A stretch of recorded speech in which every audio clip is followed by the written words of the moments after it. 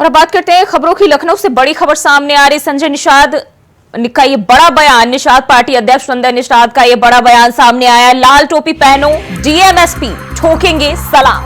तो संजय निषाद ने ये बड़ा बयान दिया है, कहा लाल टोपी पहनो और डीएमएसपी सलाम ठोकेंगे। तो लखनऊ से यह जानकारी, अब किसी से डरने की जरूरत नहीं है। जय निषाद का नारा बोले, पुलिस नहीं रोकेगी। आगरा रोड पर अग्रवाल सेवा सदन पहुंचे थे संजय निषाद और इस दौरान ये बयान,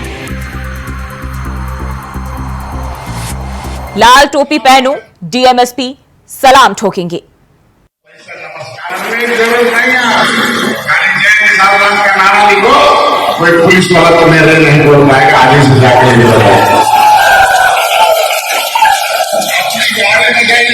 का झंडा लगा लो, सब पर टोपी लगा लो, वैसे नमस्कार करेगा। जरूर नहीं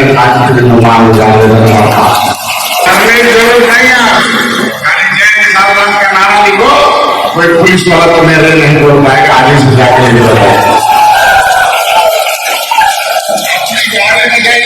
का झंडा लगा लो, सब पर टोपी लगा लो, वैसे नमस्कार करेगा।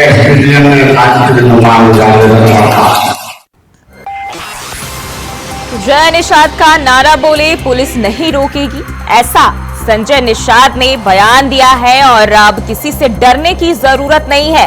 तो संजय निषाद का यह बड़ा बयान, निषाद पार्टी के अध्यक्ष संजय निषाद ने कहा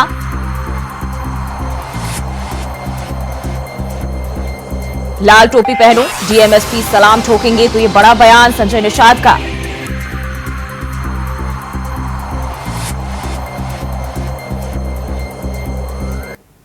इतना ही नहीं, नारे की भी बात करते नजर आ रहे हैं। कह रहे हैं जय निषाद का नारा बोले, पुलिस नहीं रोकेगी।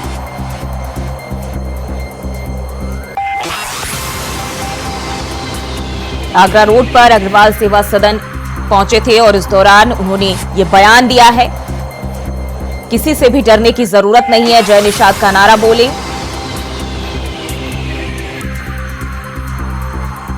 तो निषाद पार्टी अध्यक्ष संजय निषाद का ये बड़ा बयान सामने आया है और जिसमें वो कह रहे हैं लाल टोपी पहनो, डीएमएसपी सलाम ठोकेंगे, किसी से भी डरने की जरूरत नहीं है। जय निषाद का नारा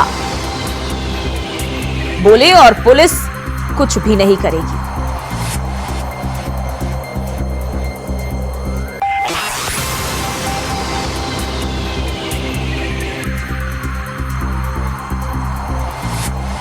यूपी के सियासी दौर की अगर हम बात करें, टोपी को लेकर लगातार घमासान मचता नजर आ रहा है। इसके पहले भी समाजवादी पार्टी की टोपी पर बयानबाजी होती रही है और अब जो है संजय निषाद की ओर से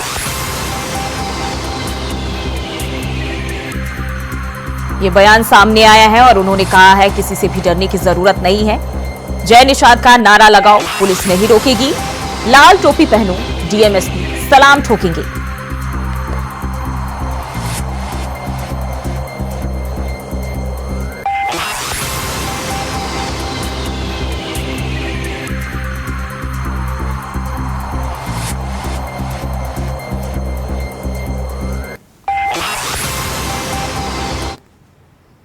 और बढ़ते हैं आगे। सूत्रों के हवाले से बड़ी खबर सामने आ रही। नारायणपुर पुलिस नक्सली मुठभेड़ में अपडेट। नक्सली मुठभेड़ में 36 नक्सली ढेर गांव नेदूर थुलथुली के जंगलों में मुठभेड़ हुई है। पूर्व बस्तर डिवीजन के शीर्ष नक्सली के ढेर होने की सूचना, तो ये जानकारी सामने आ रही। सूत्रों के हवाले से बड़ी खबर,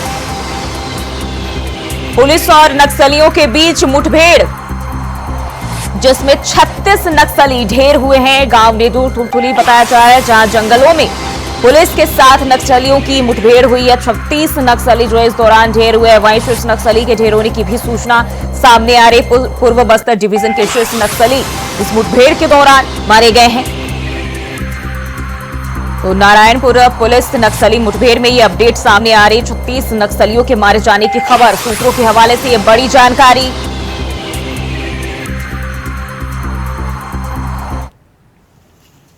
आज नारायणपुर और दंतेवाड़ा की सीमा में जो बुजमार्ग क्षेत्र है उसमें हमारे सुरक्षा बलों और माओवादियों में मुठभेड़ हुआ है। और जिसमें सचिन में अभी तक 28 बॉडी मिलने की जानकारी है और कई हथियार उसमें मिले हैं, AK-47 वगैरह मिले हैं।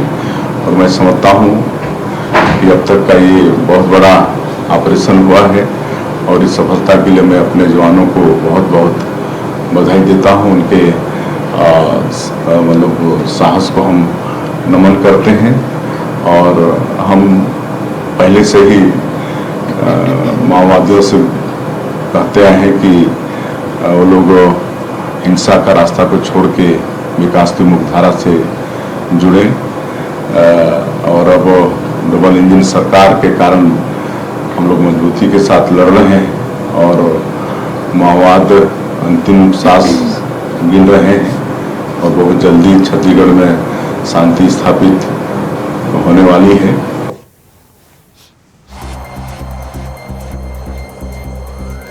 और इसी खबर पर ज्यादा जानकारी के साथ मनोज शुक्ला हमारे सहयोगी रायपुर से हमारे साथ जुड़ गए। मनोज, अब जो है पुलिस नक्सली मुठभेड़ में ये बड़ी अपडेट सामने आ रही है, 36 नक्सलियों के मारे जाने की खबर। जी, आपको बता दूं कि छत्तीसगढ़ के इतिहास में पहली बार इतनी बड़ी कार्रवाई देखने को मिली है। इसमें जवानों को ये एक बड़ी उपलब्धि समझ लीजिए सामने आज निकल कर आई है कि 36 जवानों की 36 लोगों के नक्सलियों के मारे जाने की खबर आ रही है और अभी और भी सूत्रों के हवाले से जानकारी मिल रही है, कुछ और नक्सलियों के मारे जाने की खबर मिल सकती है। अभी भी मुठभेड़ वहां पर जारी है और जवानों की तरफ से सर्चिंग ऑपरेशन भी लगातार जारी है। आप बता दूं ये घटना की कल दोपहर से लगातार अपने जवान जो है सर्चिंग ऑपरेशन के लिए निकले थे। उनको जानकारी मिली थी कि बड़ी तादाद में नक्सली जो है किसी बड़ी घटना को अंजाम देने के लिए आपस में जो है कहीं मीटिंग कर रहे हैं।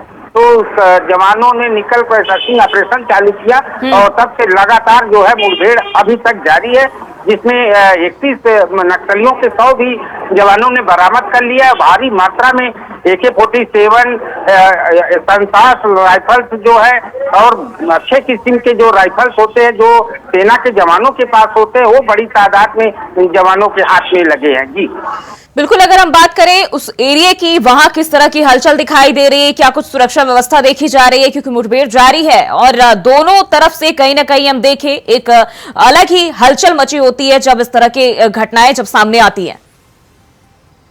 जानकारी निकलकर सामने आ रही है, इसमें बड़े नक्सलियों के मूवमेंट की बात निकलकर सामने आ रही है और जवानों की सूचना मिली थी कि जो बड़े इनामी नक्सली हैं उनकी तादाद यहाँ पर जो है इन लोगों के साथ कोई बड़ी बैठक कर रहे हैं और किसी बड़े घटना को अंजाम देने के फिराक में नक्सलियों की एक तरफ से ये भी माना जा रहा है कि नक्सलियों के जो बड़े घटने के को अंजाम देने के फिराक में मीटिंग कर रहे थे आपस में, उसमें जो है हार्डकोर नक्सली शामिल थे।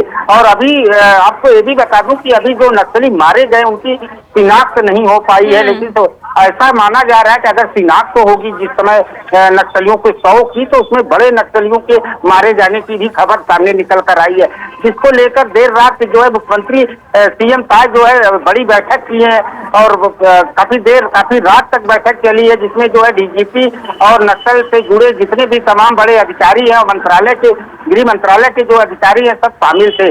उसके बाद जो है CM साहब की तरफ से ये जानकारी गृह मंत्री अमित शाह को दी गई, तो अमित शाह जी भी 7 तारीख को एक बड़ी बैठक जो है दिल्ली में लेने वाले हैं, जिसमें CM साहब कल दिल्ली के लिए रवाना भी होंगे। जी बिल्कुल, अगर हम नक्सलियों की बात करें, छत्तीसगढ़ का ये बहुत बड़ा मुद्दा रहा है नक्सली का सामना करना, और सरकार जब से हम देखें बीजेपी की सरकार बनी, डबल इंजन की सरकार तरह तरह के वादे भी करती रही है कि हम नक्सली मुक्त बनाएंगे, और ये ऐसा माना जा रहा है कि सबसे बड़ा जो है मुठभेड़ है और इसमें जो इतनी बड़ी तादाद में नक्सली मारे गए हैं। अगर हम देखें तो विपक्ष भी लगातार नक्सलियों को लेकर सवाल उठाते आया है, लेकिन ये कितनी बड़ी कामयाबी सरकार और जवानों के लिए? जी जूही, बिल्कुल जवानों के लिए बड़ी कामयाबी है और छत्तीसगढ़ के इतिहास में पहली बार, अभी इससे पहले आपको बता दूं कि कांकेर में जो घटना घटी थी उसमें 23 नक्सली मारे गए थे। आज की ये जो घटना है ये छत्तीसगढ़ के इतिहास में सबसे बड़ी घटना सामने निकल कर आई है, इसमें जवानों को बड़ी कामयाबी हासिल मिली। जवानों ने जो शौर्य दिखाया है वो तारीफ काबिल है। कि नक्सलियों के इतनी बड़ी तादाद में नक्सलियों को मारे अपने देश के जवानों द्वारा मारे गए हैं। और साथ ही साथ आपको ये बता दूं कि इसमें जो है अभी बड़ी संख्या में और भी नक्सलियों के 100 बरामद होने की बातें जो है कही जा रही। घोर जंगलों में सामना हुआ है, जहां पर आम इंसान को पहुंचना भारी हो जाता है। कैसे जो है अपने देश के जवान नक्सलियों से लड़ रहे हैं, ये इससे साहस भरा कार्य आज जवानों ने दिखाया है। जी बिल्कुल मनोज, बहुत बहुत शुक्रिया जानकारी साझा करने के लिए। बढ़ते हैं आगे, खबर अमेठी से है, जहां अमेठी में चौहरे हत्याकांड के आरोपी चंदन वर्मा और पुलिस के बीच मुठभेड़ हो गई। वहीं मुठभेड़ के दौरान आरोपी चंदन वर्मा के पैर में गोली लगी है। बता दें कि मुठभेड़ उस समय हुई जब आर्म्स रिकवरी के लिए पुलिस चंदन वर्मा को लेकर गई थी और इस दौरान आरोपी ने पुलिस की पिस्टल छीनकर पुलिस पर फायरिंग कर जानलेवा हमला कर दिया था, जिसके बाद पुलिस ने अपना बचाव करते हुए जवाबी फायरिंग की और जिसमें चंदन वर्मा के पैर में गोली लग गई।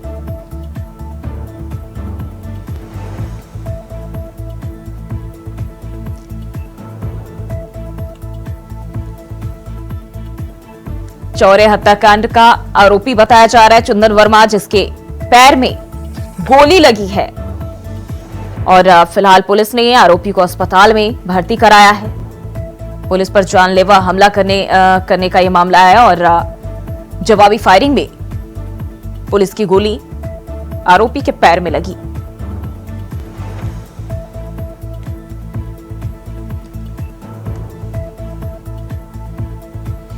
तो चौरे हत्याकांड के आरोपी को गोली लगी है, पुलिस पर जानलेवा हमला किया था और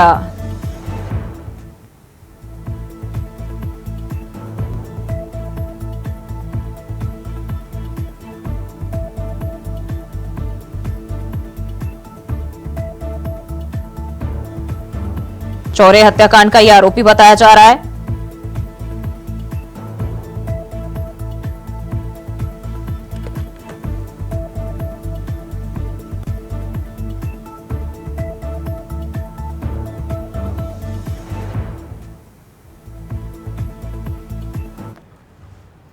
बढ़ते आगे, यूपी के फतेहपुर जिले में महिला के साथ 3 तलाक का मामला सामने आया है। पत्नी के गुहार लगाने पर पति ने पहले हलाला करवाने की धमकी देते हुए घर से बाहर निकाल दिया, जिसके बाद पुलिस ने पीड़ित महिला की तहरीर पर दहेज प्रताड़ना सहित 3 तलाक की धाराओं में मुकदमा दर्ज करते हुए आगे की कार्रवाई शुरू कर दी है।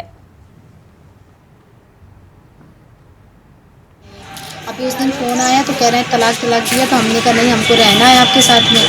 तो कहने लगे पहले हलाला कराओ फिर मतलब रहना मेरे साथ में।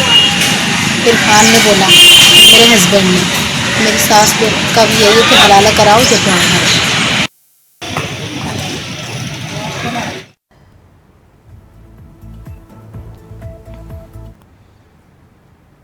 और खबर अयोध्या से है, जहां प्राथमिक स्वास्थ्य केंद्र में तैनात फार्मासिस्ट ने लैब के अंदर जहरीला पदार्थ खाकर आत्महत्या की। वहीं सूचना पर पहुंची पुलिस ने शव को कब्जे में लेकर पोस्टमार्टम के लिए भेजा। बता दें कि फार्मासिस्ट साकेत कुमार त्रिपाठी मूलतः बस्ती जनपद के रहने वाले थे और उन्होंने इस वारदात को अंजाम दिया और सुसाइड करने की कोशिश की है।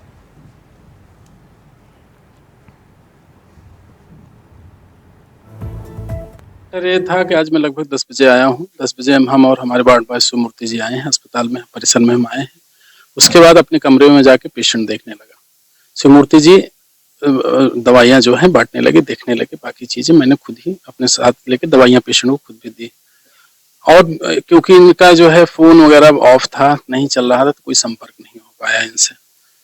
3:45 बजे के आसपास जब अस्पताल परिसर बंद किया जाने लगा अस्पताल का, तो उसके बाद फिर सबसे किनारे एक कमरा है सबसे, जो कि लैब टेक्नीशियन का है। लैब टेक्नीशियन आज प्रतिक्रिया अवकाश पर थे, तो उनके ना आने की वजह से वो कमरा नहीं खुला था। स्वीपर महेश भी आज 3 दिन यहाँ रहते हैं, 3 दिन नरौली में रहते हैं, तो वो आते हैं तो भी साफ करते हैं, उसकी वजह से भी नहीं देखा। हम लोग आके अपने मरीजों में व्यस्त हो गए। 3:45 बजे के आसपास जब शिवमूर्ति जी सब ताले बंद करने लगे, अस्पताल को बंद करने लगे, तो उसमें उसका एग्जॉस्ट चल रहा था किनारे वाले का, थोड़ी आवाज आ रही थी। इन्होंने सोचा कि उसको मैं बंद कर देता हूँ। बंद करने के बाद जब इन्होंने बाहर से धक्का मारा तो कुंडी जो है दरवाजे के अंदर से बंद थी। अंदर से उन्होंने फिर हमें सूचित किया। उसके बाद मैंने अपने अधीक्षक डॉक्टर मदन बनवाल सर को किया। उसके बाद मैंने सुजागंज चौकी पे मैंने फोन किया कि ऐसी ऐसी चीजें हैं और आप आइए। उसके बाद कोतवाल साहब भी है, वीडियो रिकॉर्डिंग के साथ दरवाजा खोला गया उसके बाद पुलिस वाले, हम लोग बाहर चले आए, पुलिस वाले अपना इन्वेस्टिगेट कर रहे हैं।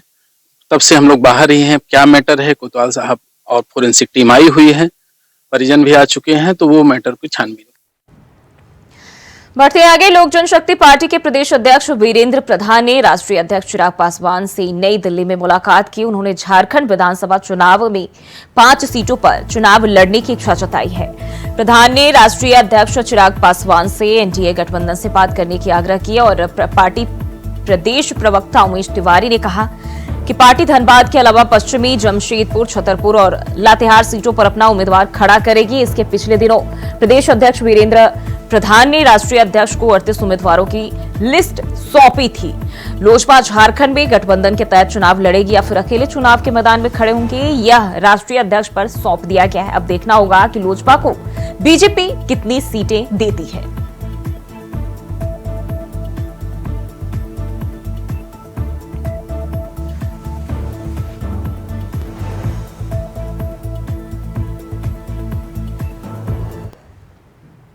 और खबर रामपुर से है, जहां स्कूल के प्रिंसिपल पर दलित शिक्षिका ने छेड़छाड़ का आरोप लगाया है। बता दें कि शिक्षिका ने प्रिंसिपल के खिलाफ पुलिस को तहरीर देते हुए छेड़छाड़ का आरोप लगाया, जिसके बाद पुलिस ने SC/ST सहित अन्य धाराओं में मुकदमा दर्ज कर आरोपी प्रिंसिपल को गिरफ्तार कर लिया है। पूरा मामला कोतवाली शहजाद नगर थाना क्षेत्र के कोमल पब्लिक स्कूल का बताया जा रहा है।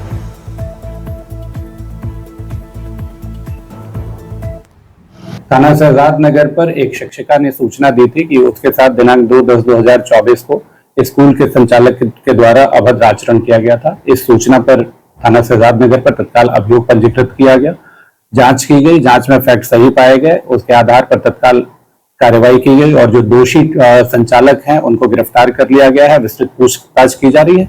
पूछताछ के आधार पर अन्य तथ्य जो भी प्रकाश में आएंगे उनके आधार पर अग्रिम कार्रवाई की जाएगी। और वहीं उत्तर प्रदेश के मुख्यमंत्री ने पुलिस विभाग को और मजबूत बनाने और कार्मिकों की समस्याओं को हल करने के लिए कई महत्वपूर्ण निर्देश जारी किए हैं। इन निर्देशों में ई पेंशन प्रणाली, समय पर पदोन्नति, साइबर सुरक्षा में सुधार और महिला सुरक्षा के लिए विशेष पहल शामिल है। सीएम ने अपर पुलिस महानिदेशक स्तर के अधिकारियों के साथ विशेष बैठक में पुलिस बल को मजबूत बनाने के लिए महत्वपूर्ण निर्देश दिए। उन्होंने कहा कि पुलिस कि सभी इकाइयों में बेहतर संवाद और समन्वय होना चाहिए, जिससे प्रदेश में बेहतर कानून बनाई जा सके।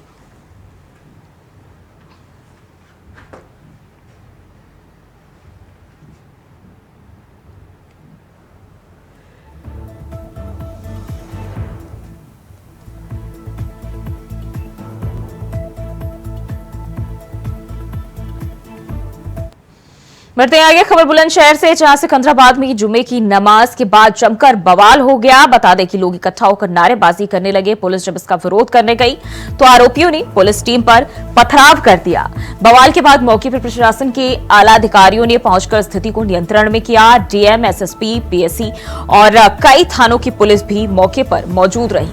वहीं उस दौरान पुलिस ने कुछ लोगों को हिरासत में भी लिया और उनके खिलाफ कार्रवाई की जा रही है।